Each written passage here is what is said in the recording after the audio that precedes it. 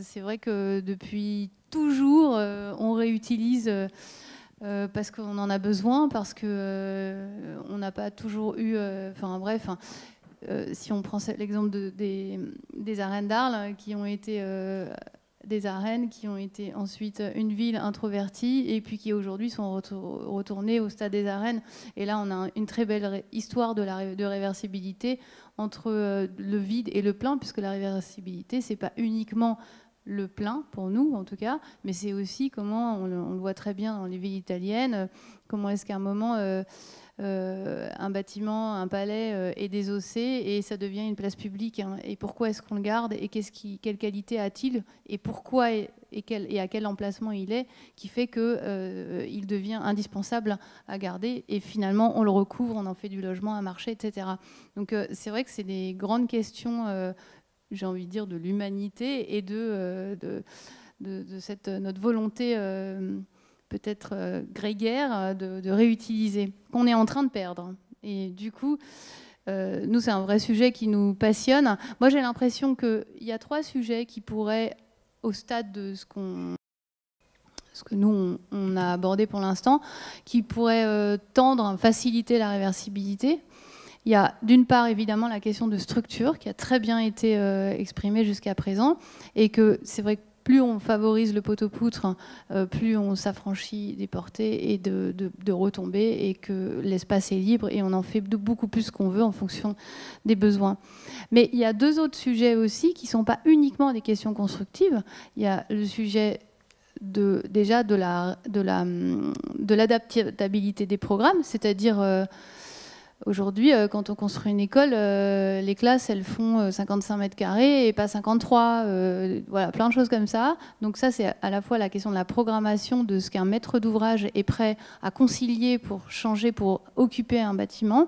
Et il y a aussi la question de la norme, finalement. Chaque programme accumule, nous on le subit énormément, de plus en plus, enfin même à mon échelle de pas très vieille agence, on voit les normes s'accumuler d'année en année sur des projets.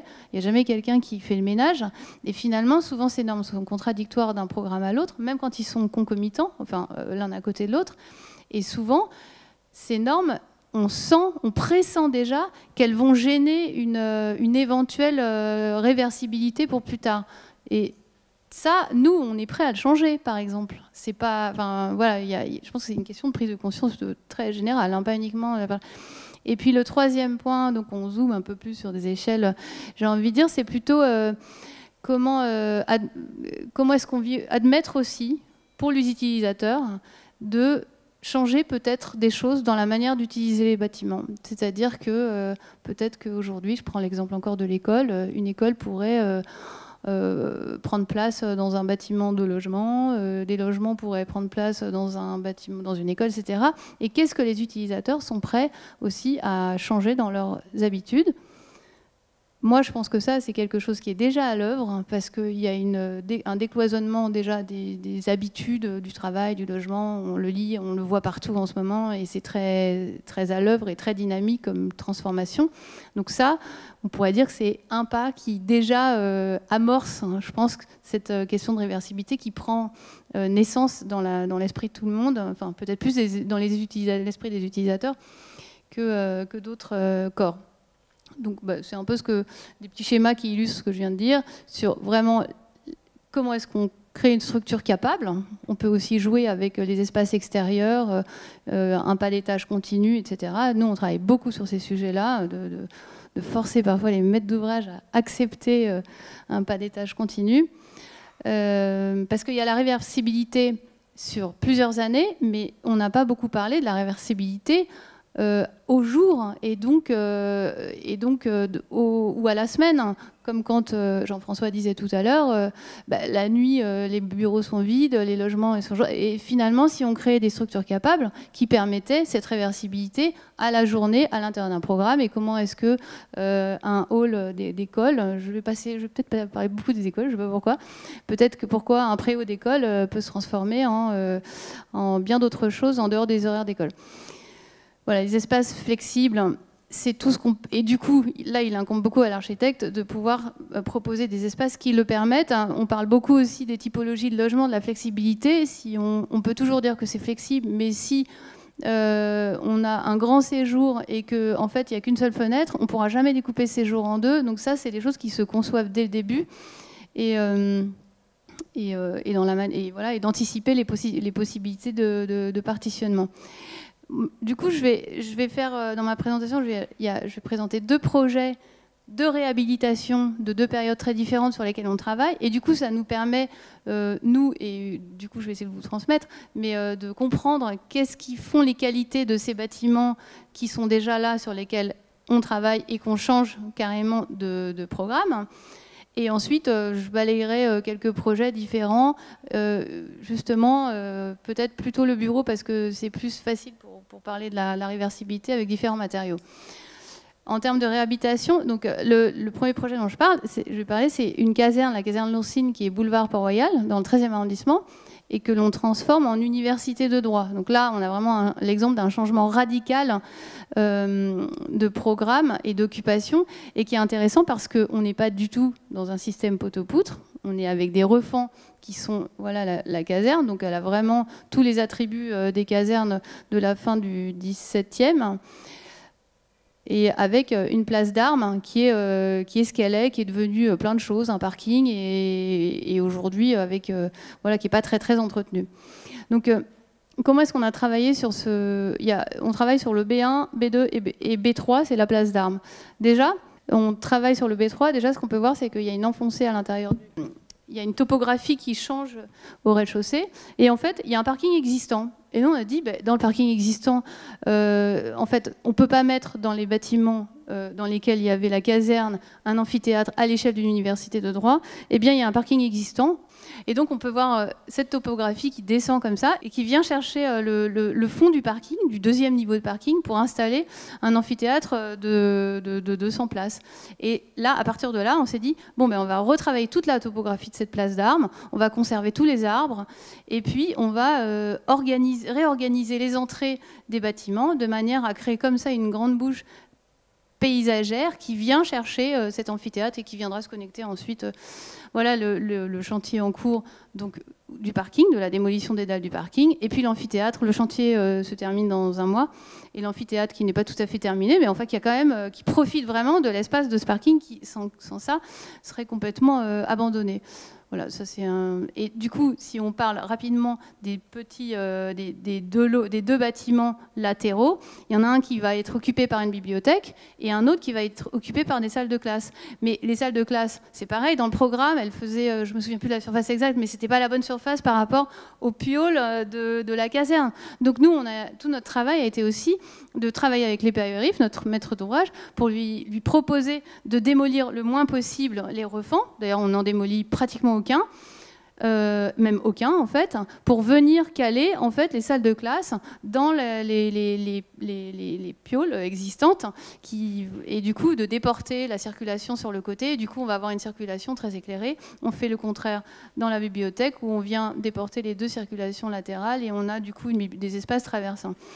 Et donc, tout un travail sur la place d'armes qui finalement fait quand même partie de la caserne, qui est même un des espaces les plus symboliques de la caserne, qui est un jeu de topographie. On en fait un immense jardin, on replante des arbres et on crée toute une descente progressive qui mène vers ce qu'on a appelé nous cette bouche, mais c'est pas très beau, mais en tout cas cet accueil, ce nouvel accès de l'amphithéâtre qui vient s'installer comme ça dans l'ancien parking sous des bâtiments qui ont été construits une vingtaine d'années, qui ne font pas partie du projet. Et donc on travaille comme ça vraiment avec le paysage, la topographie. Enfin, l'idée c'est vraiment de venir chercher la... Et une dernière chose sur ce projet avec lequel on a essayé dans la thématique de qu'est-ce qu'on essaye de faire avec un existant, on s'est rendu compte qu'il y a beaucoup de voûtins comme ça en briques qu'on aime beaucoup, il y a un escalier, il y a plein de choses qui sont super intéressantes, on a fait un reportage incroyable, et en fait on s'est dit, et si ces voûtins, parce qu'on a quand même 3,80 m de hauteur sous plafond, et on s'est dit, mais on va quand même pas cacher ces voûtins pour mettre de la technique, et donc, ah oui, là c'est un petit plan qui montre l'étang existant et la bibliothèque. Et donc, on vient juste ouvrir de chaque côté de la façade pour retrouver une continuité des fenêtres, parce que l'apanage de ce bâtiment, c'est bien sûr, il est très bien construit. Pourquoi est-ce qu'il accueille la métamorphose aussi bien? C'est pas ses refends, évidemment, c'est aussi qu'il est très très éclairé, qu'il y a une générosité en lumière naturelle qui est inouïe. On n'a pas besoin de percer une seule fenêtre. Donc, en venant ouvrir sur chaque façade, d'abord on retrouve des fenêtres en enfilade et du coup ça en fait un espace magnifique, mais surtout les bibliothèques sont traversantes et on a gardé, comme vous pouvez le voir, les refends existants et c'est pas grave. Ça fait des espaces, j'ai pas mis d'image là, mais qu'on a fait sur mesure avec du mobilier sur mesure qui est plus intime, dans lequel on travaille pas en groupe, etc., etc. Avec ici, on a mis un escalier assez magnifique qui permet de voir toute l'élévation du bâtiment d'un seul coup. Et donc, je reviens aux voûtins dont on parlait tout à l'heure, qui sont des voûtins en briques, qui n'ont rien d'extraordinaire pour l'époque. Mais en fait, nous, on a trouvé dommage de s'affranchir de cette grande hauteur sous plafond et puis finalement de ce petit mouvement qui est identitaire aussi au bâtiment. Et comme vous pouvez le voir là, du coup, on a laissé toute la structure apparente, donc on a dû dessiner des chemins de câbles. Je pense que ça a duré. Il y a quelqu'un à plein temps pendant 2 mois. On n'avait pas prévu ça, que pendant 2 mois pour que ça se touche pas, pour que ce soit joli, pour que ça marche avec les espaces, etc. Mais du coup, à la fin, il y a tout un calpinage de chemins de câbles en plafond, et les voûtins sont isolés. Par projection, j'ai un trou de mémoire, sont isolés par projection, comme dans les parkings, là. Voilà. Oui, voilà, merci. Vermiculie, qui permet donc un isolement au feu. Et voilà le type d'espace et donc les grandes ouvertures que l'on a créées pour ajouter une circulation dans la bibliothèque.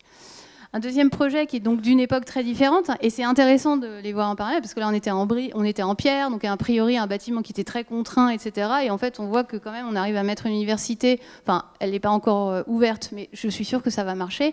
Et même quelle chance pour des étudiants d'arriver dans un bâtiment qui a déjà une histoire, qui a eu un autre usage, etc. Donc tout le passé n'est pas complètement effacé. Une autre belle histoire, en fait, qui est la métamorphose de la tour Montparnasse, qui est vraiment une histoire, là pour le coup, c'est vrai, de réversibilité, parce que la tour Montparnasse, qui est détestée par tous les Parisiens et par le monde entier, pratiquement, il y a des raisons, et on croit toujours que les raisons, c'est parce que le verre, il est comme ci, il est comme ça, mais en tout cas, tous les Parisiens, les raisons, on s'est rendu compte en travaillant dessus, que souvent, que c'est un bâtiment qui est monoprogramme. Enfin, et c'est vrai qu'à Paris, centre, des émergences qui ont un bâtiment qui est monoprogramme, dans lequel personne n'a le droit d'aller, il n'y en a pas. La tour Eiffel, on monte dedans, les tours des cathédrales, on monte dedans. Enfin, voilà. Donc ça, c'est l'étanchéité de la ville par rapport à l'utilisation de cette tour est catastrophique en termes du coup de communication et d'usage. Donc on s'est dit, le premier truc à changer, ce qui n'était pas dans le programme, parce qu'au début le programme c'était une mise aux normes, changement des façades, un désamiantage en gros, on a dit, bon, on va peut-être commencer par le commencement, c'est changer la programmation de ce bâtiment. Est-ce qu'il le supportera ou pas? Et on s'est rendu compte que oui, il le supporte parce que c'est un bâtiment qui a été bien conçu, qui a des plateaux, comme ils sont effectivement étanches les uns des autres, c'est que du bureau, mais en même temps ils sont tous identiques. Puisqu'on parle technique, par exemple la structure a été légèrement surdimensionnée. Donc à l'époque, les calculs n'étaient pas aussi précis qu'aujourd'hui. Et donc ça nous a permis, par exemple, de travailler, d'alourdir un peu une partie de la tour. C'est ce qu'on voit ici, par exemple, quand on crée des jardins d'hiver sur les 10 premiers niveaux, qui correspondent quasiment à la nappe haussmannienne et qui vont permettre aux bureaux d'avoir 1,50 m ou 2 mètres d'espace en plus, prolongement des bureaux. Ça va nous permettre de travailler sur des façades avec des blocs qui viennent jouer avec le vent et donc créer une ventilation naturelle, parce que la tour a été aussi disposée dans le sens des vents, donc elle était favorable pour pouvoir travailler. C'est pour ça qu'on l'a appelée la tour éolienne. Et si je reviens sur la question de la programmation, effectivement, tous ces plateaux-là, on a eu juste envie de mettre un gros coup dans ces bureaux et de proposer, mais c'est un projet avec une copro, hein, donc on ne fera pas sans eux, mais ils ont bien vu l'intérêt qu'il pouvait y avoir, et donc de travailler un peu la programmation de ces espaces. Pour travailler la programmation de ces espaces, alors ce que j'ai pas dit là, c'est que il y a quand même dans la construction de la tour, ce qui est intéressant aussi dans les plus qui permettent la restructuration, c'est qu'il y a 7 niveaux d'infrastructure en dessous, et que du coup on s'est dit comment travailler sur cette infrastructure en anoblissant une partie les 2 ou les 3 premiers niveaux de sous-sol. Et donc ça nous permet de créer un pied de tour, de créer des espaces qui vont être plus connectés à la ville, parce que comme la tour est plutôt fermée à la ville, enfin, c'est quand même une tour privée, donc on y va quand on a quelque chose à y faire. Par contre, le pied de tour, ça peut devenir un tas de choses, puisque du coup, on y met une crèche, il peut y avoir des salles de conférence, ça peut être une discothèque. Enfin, il y a déjà d'ailleurs toute une programmation qui existe dans les sous-sols, dans une partie qu'on remet à cet endroit. Et voilà le pied de tour qui peut être anobli. Et tout ça, on casse juste un peu de la dalle, mais finalement, tout ça est existant au sous-sol. Et ça va nous permettre également de travailler des halls de bureaux, le hall de l'entrée de la tour Montparnasse, pour qu'il soit vraiment à l'échelle d'une tour comme celle-ci, et plus un petit hall comme on a aujourd'hui. Voilà le hall. On parlait tout à l'heure des matériaux. Là, ce que vous voyez ici, le verre noir qui habille les noyaux d'ascenseur, c'est en fait tout le verre de la tour Montparnasse noire qui, au lieu de partir par camion et traverser le 15e arrondissement pour aller être recyclé à 200 km de Paris, est réutilisé directement sur le site pour habiller tout le noyau de la tour Montparnasse. Donc là, on travaille aussi sur cette restructuration. Là, on a une image d'en bas. Et puis, eh bien, cette tour qui va accueillir, donc en programmation, ici, on a du bureau, mais effectivement, là, on va avoir un jardin avec de la restauration. On a un hôtel, on va avoir de la restauration encore ici. Et puis, cette tour, là, 14e étage. Donc, du coup, c'est amusant parce qu'aussi, dans la tour, il y a plein d'étages, il y a plusieurs étages, niveaux d'étages techniques. Ces étages techniques ont une hauteur un tout petit peu un peu différente. Mais comme aujourd'hui, on va moins en avoir besoin, voire plus en avoir besoin quasiment, du coup, ça nous permet de remettre des programmes un peu différents et de réanoblir, encore une fois, des étages techniques qui parfois sont très très hauts et ont des vues magnifiques sur Paris. Ce qui est le cas de ce 14e arrondissement, ce 14e étage. Et puis, bien sûr, la serre qui est peut-être, qui est un peu la cerise sur le gâteau de ce bâtiment qu'on réhabilite et qui, en fait, on vient juste poser une serre sur le toit, on ne remonte pas. Et du coup, c'est une serre qui sera cultivée. On est en train de travailler sur tous les sujets d'agriculture urbaine, hein, assez compliqué, et dans laquelle, justement, on prévoit pas une activité figée à jamais, mais pour continuer l'histoire de la tour Montparnasse, de prévoir que tout puisse se passer. Et donc, on peut à la fois y mettre une patinoire pour les Jeux Olympiques, y faire un tour de piste, et puis évidemment de la végétation.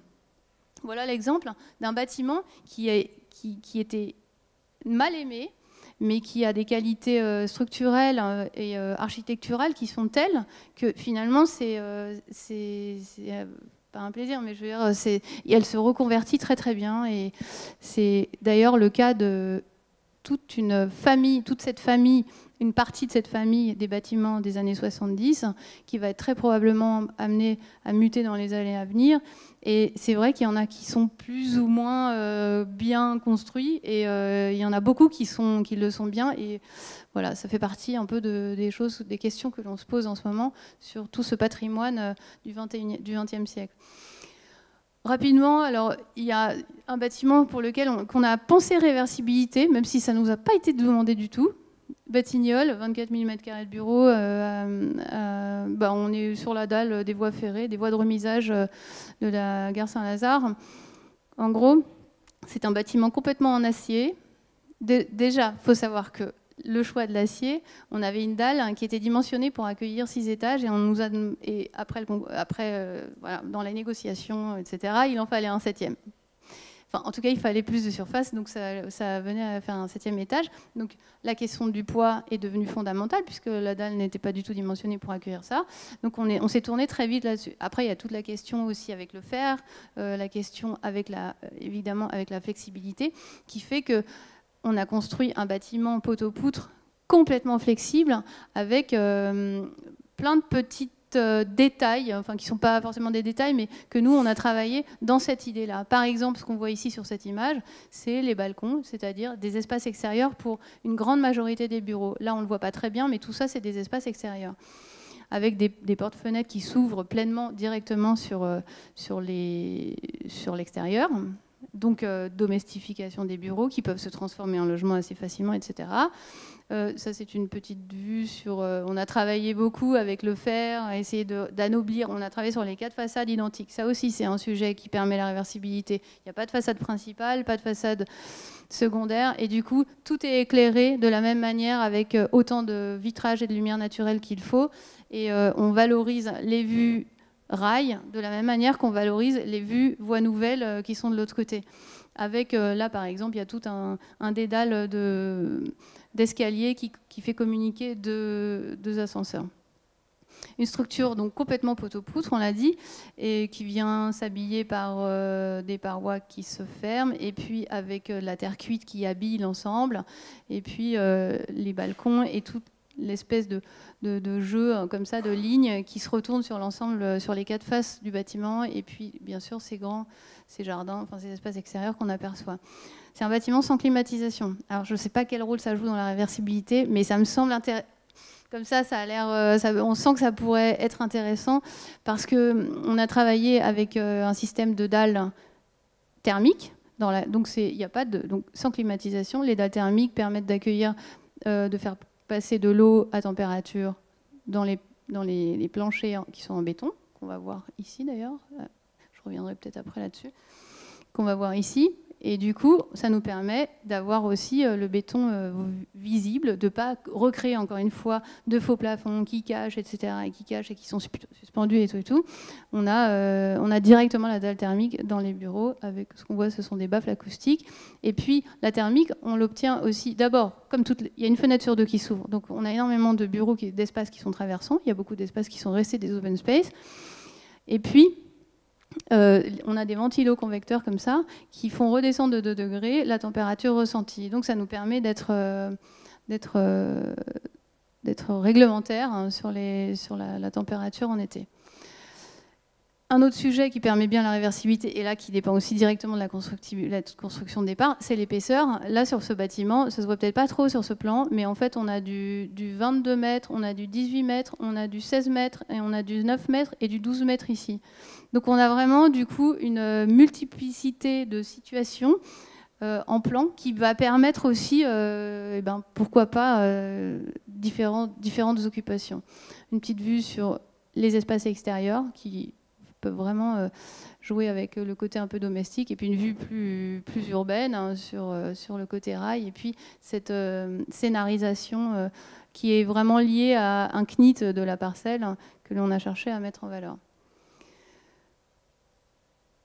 Et puis, alors là, je voulais vous présenter ça parce que c'est très rapide. En fait, on fait un bâtiment de bureau de 24 000 m² dans la ZAC Montjoie pour BNP, voilà. Et du coup, c'est un bâtiment complètement en structure bois. Ce que vous voyez là à l'extérieur n'est pas du bois, ce sont ce qu'on appelait des petites épines métalliques qui permettent un tas de choses, qui sont calpinées d'abord par rapport au soleil. Donc, comme le bâtiment a les 4 façades, c'est un bâtiment à 4 façades. Il n'y a pas de mitoyen, donc du coup, on a vraiment travaillé la densification de ces épines pour qu'elles répondent sur mesure à l'occultation solaire face par face. Elles font aussi office de gouttière, etc.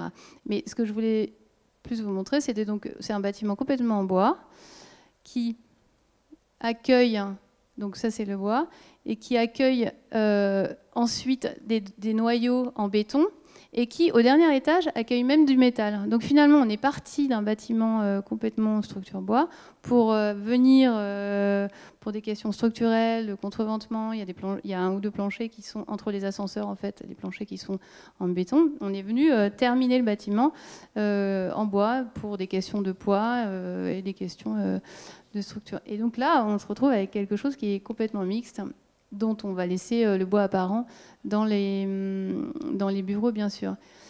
Voilà. J'ai fini. Bravo, merci.